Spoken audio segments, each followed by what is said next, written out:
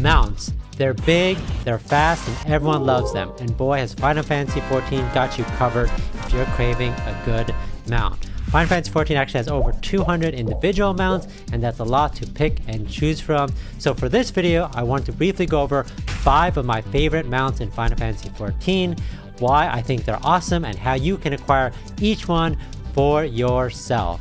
If you've ever played an MMO before, you're probably aware of what a mount is, but just in case, mounts are the MMO equivalent to something like a really nice car in the real world. They both get you from point A to point B, and there are a million different ones to choose from, and they both give people some really fun ways to express themselves and to show off their accomplishments. So Final Fantasy XIV has a plethora of amazing mounts to pick and choose from, so it might seem overwhelming if you just got started in this game. Even the most hardcore of completionists will have trouble earning every single one. It can be a fun challenge if you're up for it, but with some mounts take an enormous amount of time to unlock. Yes, I'm looking at you, Pteranodon.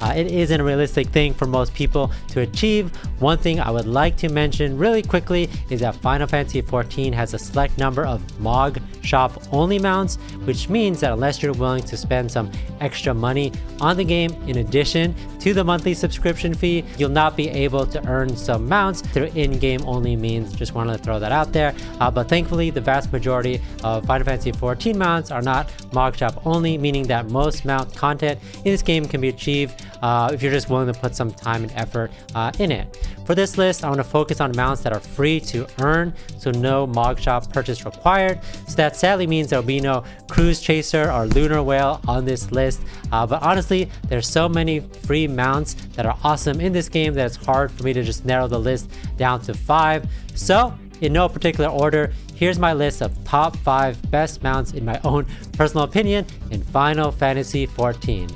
And number 1, the company Chocobo. I know it might seem weird that I'm leading this list with the very first mount you unlock, but hear me out. Chocobos are amazing. Not only do you get to use them in combat regularly, but you could also equip that Chocobo with special Chocobo bardings, which basically just act like armor pieces that you could customize the look of your feathered friend. You can even mix and match if you're feeling creative. Some of my favorite Chocobo bardings include the Round Table barding and the Suzaku barding, and also the Diamond barding. Seriously, if you're sleeping on your Chocobo, definitely check some of these out.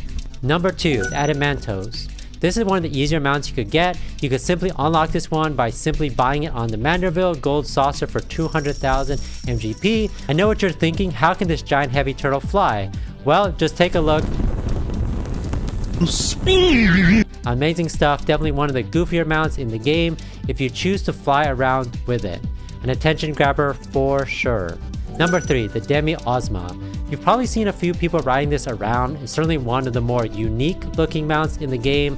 This mount is actually based off a secret boss from Final Fantasy IX, and it features unique forms for when you use it on the ground, in the air, or in the water. It's a bit hard to get than most. To unlock the Demisma, you must complete the entire Eureka series of quests, including the Baldessian Arsenal, which is a 56-player raid. The raid itself can be intimidating at first, but with a good group, you can be able to clear it without much trouble. Earning this mount was one of the most rewarding experiences in Final Fantasy XIV has given me so far, and I would highly recommend you go for this if you have the patience to deal with the Eureka grind, as well as the final raid at the end. Number 4, the Rolling Tankard. The Rolling Tankard is exactly what it sounds like. It's literally a miniature tank that you could ride around in. Earning this one is pretty straightforward. You can purchase it from the Dwarf Beast tribe once you've cleared the main side quests, including Shadowbringers. It wouldn't be the Dwarf tribe reward if it wasn't something weird and mechanical and awesome. Yes, it can fire lasers. No, these lasers sadly can't be used in actual combat, but still very cool. Number 5, Rotholis. If you're confused as to what Rotholis is doing in a Final Fantasy game, that's perfectly understandable.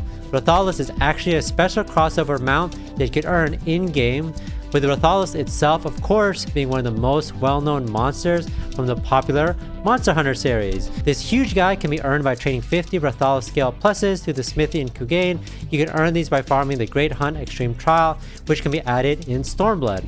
I mean, what's not to love? It's essentially a giant fire dragon. It's impossible for a mount like this to not be totally awesome. I'm a huge fan of Monster Hunter series, so I was really happy to see this popular Monster Hunter staple making its way into Final Fantasy XIV. So there you have it. Those are my top 5 favorite Final Fantasy mounts currently in the game. Like I said earlier, there are so many mounts in this game that it was really hard for me to make up my mind. So if there's anything that you feel like I missed, feel free to let me know in the comment section down below. So thanks everyone for watching. Hopefully you guys enjoyed this video. Don't forget to like and subscribe. Talk to you guys next time.